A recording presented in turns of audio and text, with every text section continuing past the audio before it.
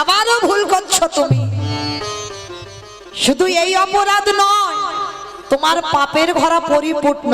মনে করে দেখো, 108 জনম আগে একটা মাকড়সার ডিমকে তুমি টিপে মেরেছিলে। আমার এই জায়গাটা একটু শুনে রাখো। ওই যে মাছ পিস পিস করে কেটে তেলে ভাজছো না, তাহলে কি হবে ভাবতে পারছো? গান্ধারী একটা মাকড়সার ডিমকে মেরেছিল, তার গতিটা কি হলো দেখো। 108 জনম আগে এই অন্ধ ধৃতরাষ্ট্র আর গান্ধারী এরা স্বামী স্ত্রী বিবাহ করে বাসর সজ্জায় মানে ফুলসজ্জার রাত শয়নে যাবে, আর হঠাৎ ব্রাহ্মণী দেখলো উপরে একটা মাকড়সা বেয়ে যাচ্ছে। সঙ্গে সঙ্গে ব্রাহ্মণী বলল, হে ব্রাহ্মণ, তুমি আর আমি পালঙ্কে যদি শয়নে যাই, সুখের নিদ্রায় যদি থাকি, ঘরে কেউ নেই, কিন্তু মাকড়সা যে দর্শন করবে, তাই মাকড়সাটাকে পেড়ে দাও। ব্রাহ্মণীর বায়না থামাতে ব্রাহ্মণ পেড়ে দিল মাকড়সা। আর যখনই মাকড়সাটাকে পেড়ে দিল, ওই মাকড়সার দেখবেন মা, অনেকে দেখেছেন বড় বড় মাকড়সা যখন বেয়ে যায় না দেওয়ালে, পেটের মধ্যে সাদা রঙের একটা থলি থাকে না, কি মা দেখেছো?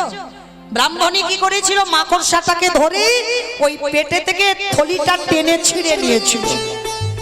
আর ছিঁড়ে নিয়ে ওই থলিটাকে মাটিতে আছাড় দিল। আর যখনই আছাড় দিল, ছোট্ট ছোট্ট ডিম বার হলো। আর ব্রাহ্মণীর আনন্দ হলো, যদি ডিমগুলোকে মারতে পারতাম। বাম পায়ের বৃদ্ধ আঙুল দিয়ে ওই ডিমগুলোকে একটা একটা করে টিপে টিপে মারছে। মাকড়সাকে মারিনি, ডিমগুলোকে মারছে। মাকড়সা দেওয়ালে বসে বসে কাঁদছিল, হে দয়াময়, তুমি আমার মনুষ্য কুলে জন্ম দাওনি, তুমি আমার দিয়েছ ক্ষুদ্র প্রাণ, কোন মুহূর্তে চলে যায়, কিন্তু আমি তো কোনো অন্যায় করিনি। কিসের জন্য ওই ব্রাহ্মণী আমাকে মা ডাক থেকে বঞ্চিত করে দিল? আমার সন্তান না পৃথিবীর আলো বাতাস পেল না, কিসের জন্য? তবে আমি মাকড়সা বলে ছেড়ে দেব না। ওই ব্রাহ্মণীকে আমি অভিশাপ দিয়ে রাখলাম, আজ যেমন আমি পুত্র শোক আমি ভোগ করব, আমার সন্তানদের মৃত্যু দর্শন করছি, আমার ছেলেগুলো ছটফট করে মরে যাচ্ছে, আমি ওই ব্রাহ্মণীকে অভিশাপ দিলাম, ওকেও আমার মতো একদিন এইভাবে পুত্র হারাতে হবে হবে হবে। একটা মাকড়সা অভিশাপ দিল 108 জনম আগে। ভেবে দেখেন মা, আমরা মনে মনে করি এ জন্মে অপরাধ করলাম, হয়তো সামনের জন্মে হবে বা তারপরের জন্মে হবে, বলে না। যদি তোমার পূর্ণের ভরা পূর্ণ থাকে, কিন্তু কর্মভোগ করতে হবে বাবা, কোনো না কোনো জন্মে। এ জন্মে হয়তো তুমি অনেক পূর্ণ সঞ্চয় করেছো, যার জন্য তুমি কষ্ট পাবে না। যে অন্যায় করবে সেই অপরাধ তোমাকে ভোগ করতে হবে হবে হবে। সেটা বাবা 110 বছর পরে হোক, 110 জন্ম পরে হোক, বা কোনো না কোনো জন্মে তোমাকে পাপের শাস্তি পেতেই হবে। তো আজকে যেটা গান্ধারী পাচ্ছে 108 জন্ম আগে যে পাপ করলো, আজকের কৃষ্ণ বলছে, পিসি তুমি কাঁদলেও আমার করার কিছু নাই, কারণ এই পৃথিবীতে কেউ আমার আপন নয়, কেউ আমার পরও নয়। কর্মফল সবাইকে ভোগ করতে হবে। ভগবান যেইরা বলছে আমি আছি, গান্ধারী বলছে কে তুই? আমি তোকে দেখতে পাচ্ছি না কেন?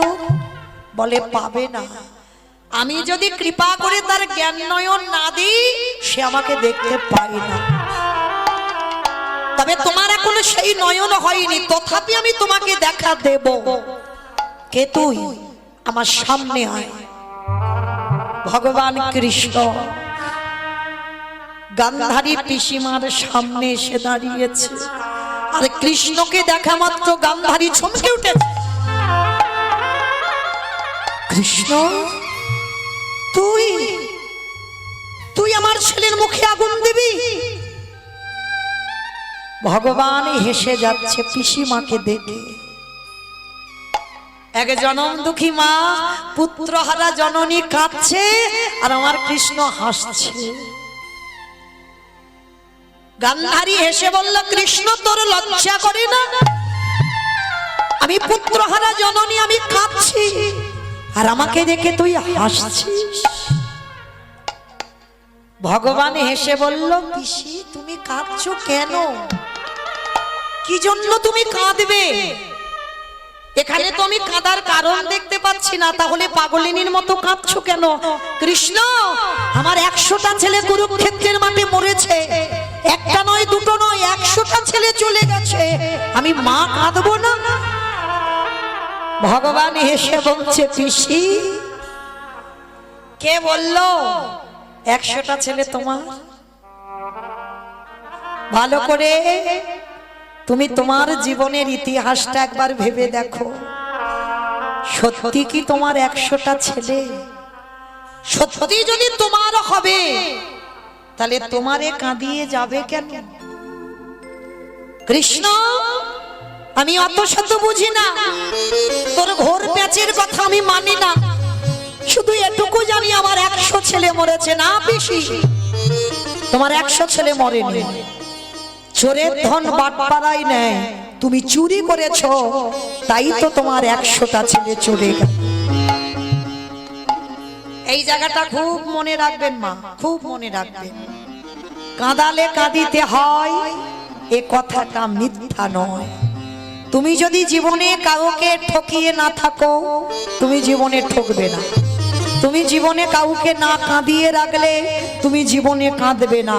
তুমি যদি কাউকে না দেখে হেসে থাকো, দেখবেন অনেকে দুঃখের সময় হাসে না। তুমি যদি এমন স্বভাবের মানুষ হয়েছিলে কোনোদিন, তাই তো আজকে তোমার দুর্গতি এমন হলো। তাহলে কাঁদালে কাঁদিতে হয়, এ কথাটা মিথ্যা নয়। পিসি, 100টা ছেলে তোমার কি করে হলো? তুমি শুধু শুধু আমার দোষারোপ করছো, আমি তোমার 100টা ছেলেকে মেরেছি, কখনো নয়। তোমার পাপের ভরা পূর্ণ হয়েছে, তোমার পাপের ভরা 16 কলায় পরিপূর্ণ, তাই তো তুমি 100 ছেলে হারিয়েছো। কৃষ্ণ, আমার 100টা ছেলে নয় না। মনে পড়ে যেদিন কুন্তী মার কাছে দুর্বাসা মুনি এসেছিল, আর দুর্বাসা মুনি এসে বলেছিল কুন্তী মাকে, মা আমি একটু পরমান্ন খেতে চাই। আমা পরমান্ন মানে কি গো? খিচুড়ি। পরমান্ন মানে খিচুড়ি।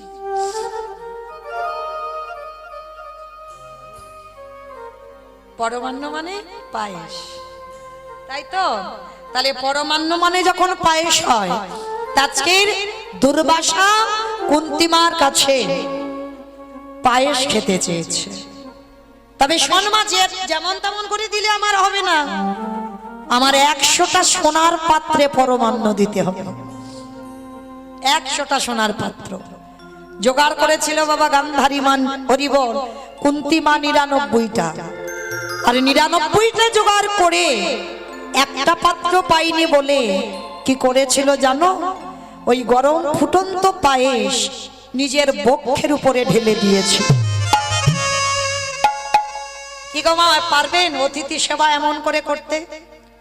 গরম ফুটন্ত পায়েস একটা স্বর্ণপাত্র পাইনি বলে স্বর্ণপাত্রের থেকে মূল্যবান হলো হৃদয় পাত্র।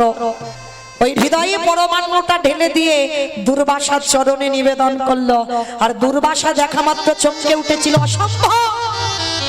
একই রে মা, এই গরম ফুটন্ত পায়েস তুই তোর বুকে ঢাললি কেন? আমি হৃদয় পাত্র বলিনি, আমি বলেছিলাম স্বর্ণপাত্র। বাবাজি, আমি 99টা জোগাড় করলাম, একটা পাইনি। তাই পাইনি বলে যদি আপনি রেগে যান, যার জন্য আমার হৃদয় পাত্রে আমি দিলাম, গ্রহণ করো। দেখা মাত্র দুর্বাসা বলে উঠলে, তোর এত প্রেম, তোর এত ভক্তি, তোর এত অতিথি সেবা, যা তুই স্নান করে আয়। স্নান করে এলে আমি তোকে বর দেব, তুই 100 পুত্রের জননী হবি। অমায়েরা, একটা পুত্র সন্তানের জন্য 7 ঠাকুরের কাছে যদি মানত করি, আর কোন মা যদি হঠাৎ 100 ছেলের বর পায়, সে মায়ের কত আনন্দ হবে, কুন্তিমা তাড়াতাড়ি করে স্নানে চলে গেল, স্নান করে এলেই আশীর্বাদ পাবে। আর সমস্ত ঘটনাটা শুনে নিয়েছিল গান্ধারী মা। গান্ধারী মা শুনে বাবা চালাকি করতে শুরু করলো। কুন্তির মতো পোশাক পরেছে, কুন্তির মতো সেজে মাথায় ঘোমটা দিয়ে দুর্বাসার চরণে এলো। আর দুর্বাসা ধ্যানস্থ ছিল, মাথায় হাত দিয়ে বর দিল যে আমি তোকে আশীর্বাদ দিলাম, তুই শতপুত্রের জননী হবি হবি হবি। যেই না বরটা দিয়ে দিল, আর বরটা নিয়ে বাবা গান্ধারী মা পালিয়ে যাচ্ছে। আধা ঘন্টা পরে কুন্তি মা এসে বলছে, বাবা আপনি বর দেবেন বলেছিলেন, দেন। সে কি মা, আমি তো বর দিয়েছি, একটু আগে তুই তো আমার কাছ থেকে বর চেয়ে নিয়ে গেলি শতপুত্রের। বাবা আমি তো স্নানে গেলাম, আমি কখন এসে বর নিলাম? অসম্ভব, তোর এত লোভ, তোর এত লালসা, একবার আশীর্বাদ নিয়ে আবার দ্বিতীয় না। বাবা আপনার কোথাও ভুল হচ্ছে, আপনি আমাকে বর দেননি।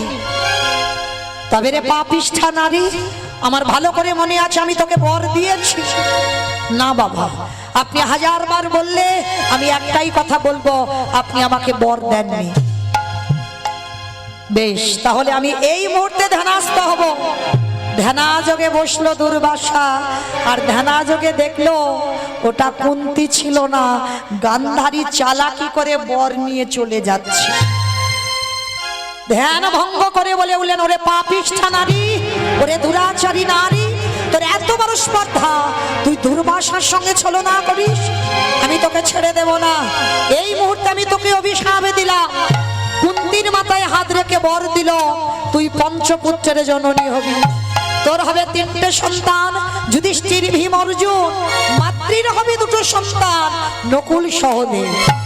আর মাতৃর মৃত্যুর পর সবাই ত্রিভুবন জানবে তুই পঞ্চপুত্রের জননী। আর আমি গান্ধারীকে অভিশাপ দিলাম, যেমন আমার সঙ্গে ছলনা করলো, তোর 5টা ছেলের হাতে ওর শত শত পুত্র নিধন হবে হবে হবে। আমার কথাটা কে বললো? মৌমিতা। ভগবান কৃষ্ণ কুরুক্ষেত্রের মাঠে দাঁড়িয়ে গান্ধারী পিসিকে বলল, পিসি 100টা ছেলে কি তোমার বলে মনে হচ্ছে? তাহলে যেটা তোমার ছিল না, যেটাকে তুমি চালাকি করে চুরি করে নিয়েছো, তাহলে চোরের ধন তো বাটপাড়াই নেই। ত্রেতা যুগে রঘুপতি রামচন্দ্রকে সরুজ নদীর জলে প্রাণ ত্যাগ করতে হলো। ভগবান কৃষ্ণচন্দ্রকে জরা ব্যাধির তীরে, ভাগবত বলছে 125 বছর বয়সে জরা ব্যাধির তীরে দেহ ত্যাগ করতে হলো। চৈতন্য মহাপ্রভুকে 48 বছর বয়সে বাবা দেহ সংবরণ করতে হলো। কি গো মায়েরা, ভগবান নিজে নিজেকে ছেড়ে দেয়নি, আর আপনারা আমরা কি ছেড়ে দেবে মনে করেছো? না জানি ভগবান আমাদের বিচার কি করে রাখবে। আজকে গান্ধারী রেগে গিয়ে বলল, কৃষ্ণ আজ যেমন আমার কুরু বংশ ধ্বংস হলো, আমি তোকে অভিশাপ দিলাম। ওরে কৃষ্ণ রে, এই জন্য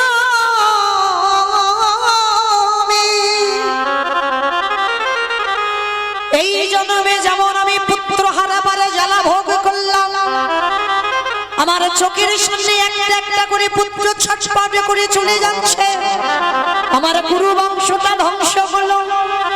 আমি তোর সত্যিকারের যদি ভালোবেসে থাকি, আমি যদি তোর পিসিমা হয়ে থাকি, আমি তোর অভিশাপ দিলাম, তোর 56 কোটি যদুবংশ ধ্বংস হবে। না বলো না,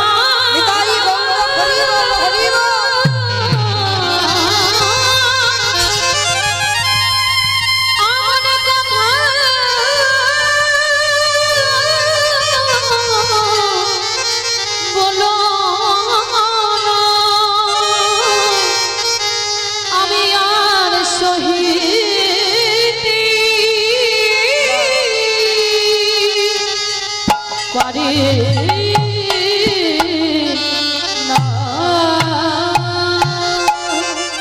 কৃষ্ণ তোর 56 কোটি যদু বংশ ধ্বংস হবে। ও মায়েরা, এই পৃথিবীতে ভালো করে লক্ষ্য করে দেখেন, যত ঝামেলা যত চাপ আমার সব ভগবানের উপরে, তাই নয়? গোটা পৃথিবীর মানুষের দুঃখ জ্বালা যন্ত্রণা ব্যথা সবই তো আমার ভগবানের চরণে অর্পণ করে। ভগবান কিন্তু জানতো কুরুক্ষেত্রের মাঠে আমাকে ধর্মরাজ্য প্রতিষ্ঠা করতে গেলে আমাকে বাবা নিজ সন্তান বলিদান দিতে হবে। তাতেও আমার ভগবান পিছপা হয়নি, মাথা পেতে নিয়েছিল যে না জানি আমাকে কতজন অভিশাপ দেবে। ওই কুরুক্ষেত্রের মাঠে যেমন মায়েরা প্রত্যেকটা বিধবা নারী কৃষ্ণকে অভিশাপ দিল, আমাদের যে যন্ত্রণা তোমাকেও ওই যন্ত্রণা পেতে হবে। প্রত্যেকের অভিশাপ আমার ভগবান মাথা পেতে নিয়েছিল। তাহলে লক্ষ্য করে দেখেন মায়েরা, এই যে আমরা বলি না যে ভগবান কারণ নিজস্ব ব্যক্তিগত সম্পদ না, এইটা জীবনে ভুল ভাববেন না কোনো দিন। এই যে আমরা কীর্তনিয়ারা কীর্তন গাই মানে কি ভগবান শুধু আমাদের হয়ে গেছে? যদিও বা আপনাদের একটু হয়, কীর্তনিয়াদের মোটে নয়, এদের তো মোটেই নয়। তাহলে ভগবানকে যে ভালোবাসার মতো বাসে, যে ডাকার মতো ডাকে, ভগবান তার ওগো ডাকার মতো ডাকলে তাদের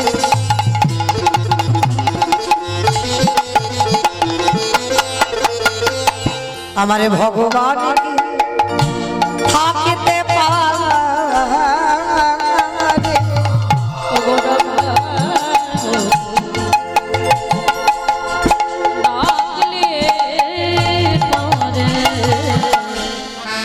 ভগবান কি থাকিতে পারে?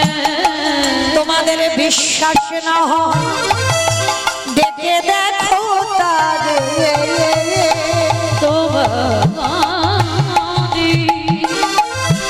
বিশ্বাস না হয় ডেকে দেখো তারে।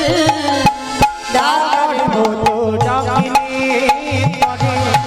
পারে আমার ভগবান কি থাকিতে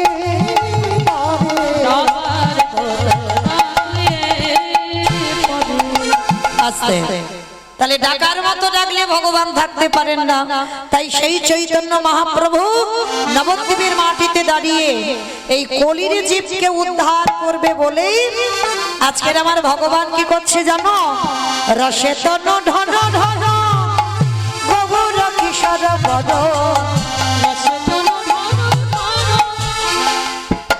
আমার উলু কই গো? আমার উলু টুলু নেই? আছে? ওই একটু দাও দেখি একটু জোরে। রসে তনু ঢন ঢন গৌর কিশোর বদ। রসে তনু ঢন ঢন আমার গৌরে